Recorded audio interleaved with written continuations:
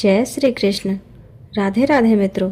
भगवान श्री हरि विष्णु की कृपा आप सब पर बनी रहे।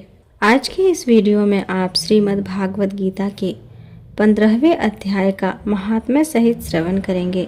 श्री महादेव जी कहते हैं, पार्वती अब गीता के 15वें अध्याय का महात्म्य सुनो। गौर देश में कृपान नरसिंह नामक एक राजा थे, जिनकी तलवार की धार से युद्ध में देवता भी परास्त हो जाते थे। उनका बुद्धिमान सेनापति शस्त्र और शास्त्र की कलाओं का भंडार था। उसका नाम सरभ मेरुंड था। उसकी भुजाओं में प्रचंड बल था। एक समय उस पापी ने राजकुमारों सहित महाराज का वध करके स्वयं ही राज्य करने का विचार किया। इस निश्चय के कुछ ही दिनों बाद वह हैजे का शिकार होकर मर गया। थोड़े समय में वह पापात्मा अपने पूर्व कर्म के कारण सिंधु देश में एक तेजस्वी घोड़ा हुआ। उसका पेट सटा हुआ था। घोड़े के लक्षणों का ठीक ठाक ज्ञान रखने वाले किसी वैश्य के पुत्र ने बहुत सा मूल्य देकर उस अश्व को खरीद लिया और यत्न के साथ उसे राजधानी तक ले आया। वैश्य कुमार वह अश्व राजा को देने के लिए लाया था। यद्यपि राजा उस वैश्य कुमार से परिचित थे, तथापि द्वारपाल ने आकर उसके आगमन की सूचना दी। राजा ने पूछा, किस लिए आए हो? तब उसने स्पष्ट शब्दों में उत्तर दिया, देव, सिंधु देश में एक उत्तम लक्षणों से संपन्न अश्व था, जिसे तीनों लोकों का एक रत्न समझकर मैंने बहुत सा मूल्य देकर खरीद लिया है। राजा ने आज्ञा दी, उस अश्व को यहाँ ले आओ। वास्तव में वह घोड़ा गुणों में उच्च श्रवा के समान था। सुंदर रूप का तो मानो घर ही था। वह घोड़ा शुभ लक्षणों का समुद्र जान पड़ता था। वैश्य घोड़ा लेकर आया और राजा ने उसे देखा। अश्व का लक्षण जानने वाले अमात्यों ने उस घोड़े की बड़ी प्रशंसा की। सुनकर राजा अपार आनंद में निमग्न हो गए और उन्होंने वैश्य को मुंह मांगा सुवर्ण देकर तुरंत ही उस अश्व को खरीद लिया। कुछ दिनों के बाद एक समय राजा शिकार खेलने के लिए उत्सुक हो उसी घोड़े पर चढ़कर वन में गए। वहां मृगों के पीछे इन्होंने अपना घोड़ा बढ़ाया। उनके पीछे पीछे जो सैनिक आ रहे थे, उनका साथ छूट गया। वे हिरणों के द्वारा आकृष्ट होकर बहुत दूर निकल गए। प्यास ने उन्हें व्याकुल कर दिया। तब वे घोड़े से उतरकर जल की खोज करने लगे। घोड़े को तो उन्होंने वृक्ष की डाली में बांध दिया और स्वयं एक चट्टान पर चढ़ने लगे। कुछ दूर जाने पर उन्होंने देखा कि एक पत्ते का टुकड़ा हवा से उड़कर शिलाखंड पर गिरा है। उसमें गीता के 15वें अध्याय का आधा श्लोक लिखा हुआ था। राजा उसे बांचने लगे। उनके मुख से गीता के अक्षर सुनकर घोड़ा तुरंत गिर पड़ा और अश्व शरीर को छोड़कर तुरंत ही दिव्य विमान पर बैठकर वह स्वर्ग लोकों को चला गया। तत्पश्चात राजा ने पहाड़ पर चढ़कर एक उत्तम आश्रम देखा, जहाँ नागकेसर, केले, आम और नारियल के वृक्ष लहरा रहे थे। आश्रम के भीतर एक ब्राह्मण बैठे हुए थे, जो संसार की वासनाओं से मुक्त थे। राजा ने उन्हें प्रणाम करके बड़ी भक्ति के साथ पूछा, ब्राह्मण, मेरा अश्व जो अभी अभी स्वर्ग को चला गया है, उसमें क्या कारण है? राजा की बात सुनकर त्रिकालदर्शी, मंत्रवेता एवं महापुरुषों में श्रेष्ठ विष्णु शर्मा नामक ब्राह्मण ने कहा, राजन, पूर्व काल में तुम्हारे यहाँ जो सरभ मेरुंड नामक सेनापति था, वह तुम्हें पुत्रों सहित मारकर स्वयं राज्य हड़प लेने को तैयार था। इसी बीच में हैजे का शिकार होकर वह मृत्यु को प्राप्त हो गया। उसके बाद वह उसी पाप से घोरा हुआ था। यहाँ कहीं गीता के 15वें अध्याय का आधा श्लोक लिखा मिल गया था। उसे ही तुम बांचने लगे। उसी को तुम्हारे मुख से सुनकर वह अश्व स्वर्ग को प्राप्त हुआ है। तदंतर राजा के पार्श्ववर्ती सैनिक उन्हें ढूंढते हुए वहां आ पहुंचे। उन सब के साथ ब्राह्मण को प्रणाम करके राजा प्रसन्नता पूर्वक वहां से चले और गीता के 15वें अध्याय के श्लोक अक्षरों से अंकित उसी पत्र को बाँच बाँच कर प्रसन्न होने लगे। उनके नेत्र हर्ष से खिल उठे थे। घर आकर उन्होंने मंत्रवेता मंत्रियों के साथ अपने पुत्र सिंह बल को राज सिंहासन पर अभिषिक्त किया और स्वयं 15वें अध्याय के जप से विशुद्ध चित्त होकर मोक्ष को प्राप्त कर लिया। अब श्रीमद् भागवत गीता के 15वें अध्याय का श्रवण कीजिए। ओम परमात्मने नमः।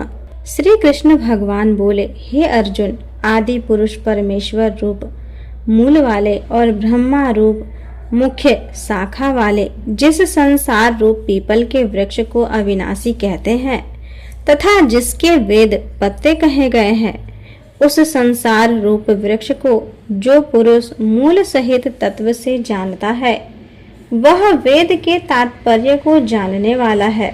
हे अर्जुन, उस संसार वृक्ष की तीनों गुण रूप जल के द्वारा बढ़ी हुई एवं विषय भोग रूप कोपलों वाली देव, मनुष्य और निर्यक आदि योनि रूप शाखाएं नीचे और ऊपर सर्वत्र फैली हुई हैं तथा मनुष्य योनि में कर्मों के अनुसार बांधने वाली अहंता, ममता और वासना रूप जरे भी नीचे और ऊपर सभी लोकों में व्याप्त हो रही हैं।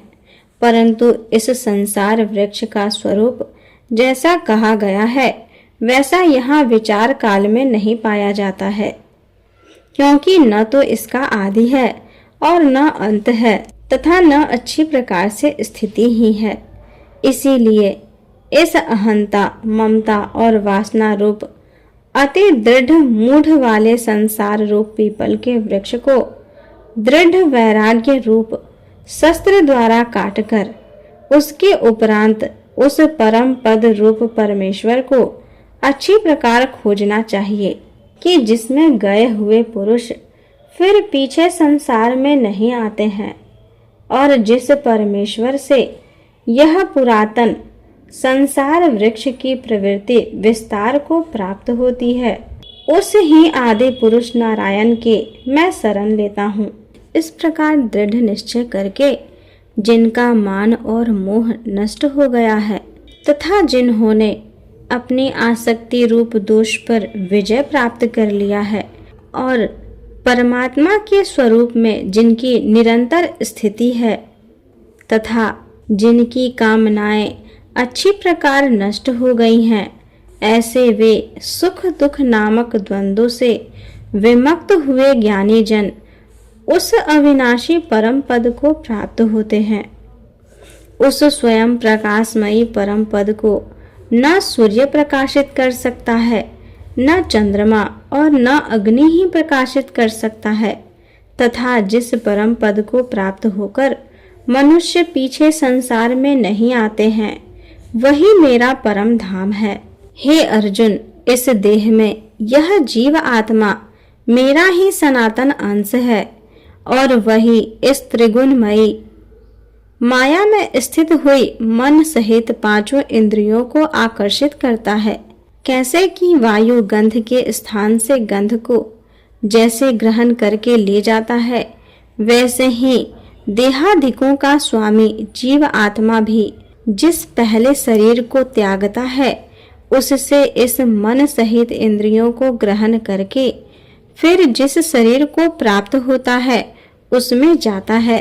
उस शरीर में स्थित हुआ यह जीव आत्मा श्रोत्र, चक्षु और त्वचा को तथा रसना, घ्राण और मन को आश्रय करके अर्थात इन सब के सहारे से ही विषयों को सेवन करता है। परंतु शरीर छोड़कर जाते हुए को अथवा शरीर में स्थित हुए को और विषयों को भोगते हुए को अथवा तीनों गुणों से युक्त हुए को भी अज्ञानी जन नहीं जानते हैं।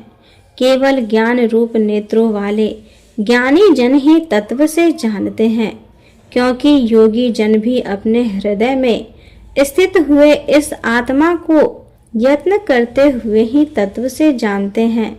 और जिन्होंने अपने अंतःकरण को शुद्ध नहीं किया है, ऐसे अज्ञानी जन तो यत्न करते हुए भी इस आत्मा को नहीं जानते हैं। हे अर्जुन, जो तेज सूर्य में स्थित हुआ संपूर्ण जगत को प्रकाशित करता है तथा जो तेज चंद्रमा में स्थित है और जो तेज अग्नि में स्थित है, उसको तू मेरा ही तेज जान। और मैं ही पृथ्वी में प्रवेश करके अपनी शक्ति से सब भूतों को धारण करता हूँ और रस स्वरूप अर्थात अमृत में चंद्रमा होकर संपूर्ण औषधियों को अर्थात वनस्पतियों को पुष्ट करता हूँ तथा मैं ही सब प्राणियों के शरीर में स्थित हुआ वैश्वानर रूप अग्नि होकर प्राण और अपान से युक्त हुआ 4 प्रकार के अन्न को पचाता हूँ और मैं ही सब प्राणियों के हृदय में अंतर्यामी रूप से स्थित हूँ तथा मेरे से ही स्मृति, ज्ञान और अपोहन होता है और सब वेदों द्वारा मैं ही जानने के योग्य हूँ तथा वेदांत का कर्ता और वेदों को जानने वाला भी मैं ही हूँ। हे अर्जुन, इस संसार में नाशवान और अविनाशी भी यह 2